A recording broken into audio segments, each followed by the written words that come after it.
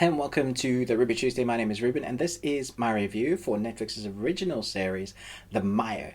Not to be confused with 2018's The Mire, which was to do with drugs. This is totally different. The 1980s in Poland, the very center of a bleak landscape between martial law and the Round Table. It's in a small, forgotten city somewhere in the southwest of Poland.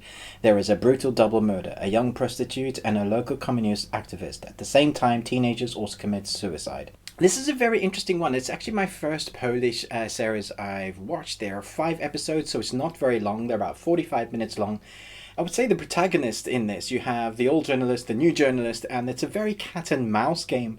It's a journalistic endeavor, and it's in between the cops, and it's basically how society works in this kind of small town. It's very interesting to see who trusts who and who works with who, and you feel like you kind of know things, and then you don't, and then the more the investigation expands, you're like, what on earth is going on, and the darker it gets. It's an 18, and the themes, as you can guess right from the opening, is very dark. The stuff that they have to deal with is dark, but I love the atmosphere and the filming techniques, and the cinematography in this is quite a slow paced, and so it will take time to get into it, and I think that's probably my only drawback, which was why I was really happy that it was quite short, only just 5 episodes.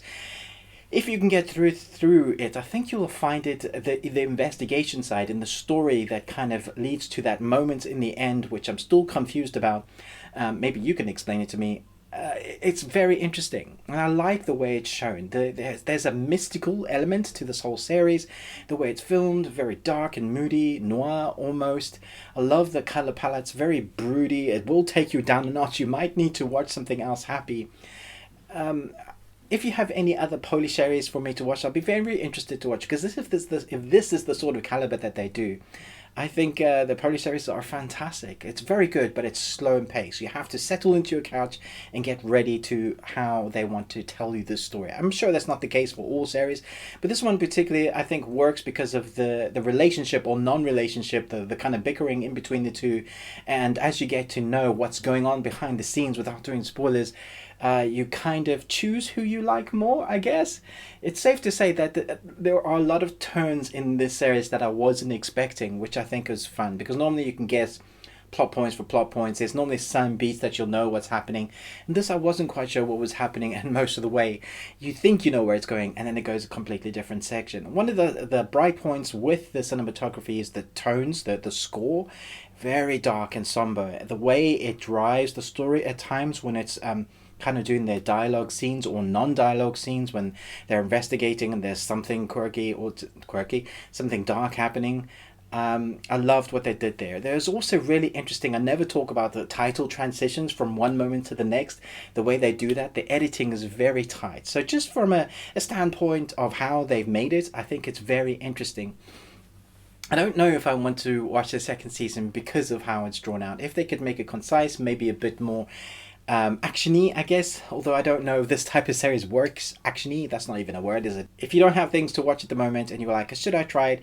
I think it's very dark. If you like your dark content, your kind of serial killer stuff, then you will enjoy this, I guess.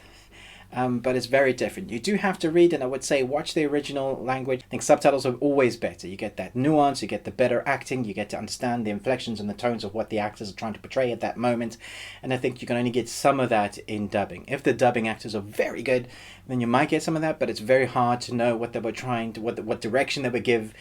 What direction they were given in the moment. All the dubbing artists are doing is reading a script and then looking and trying to time it at the same time. It's very unusual for dubbing artists to have direction from the director. So that's why you don't get that similar feeling, which is why it's always better if you can watch that original subtitles. Let me know in the comments below what you thought about this. Have you heard about it? Did you get confused between the two Mayas?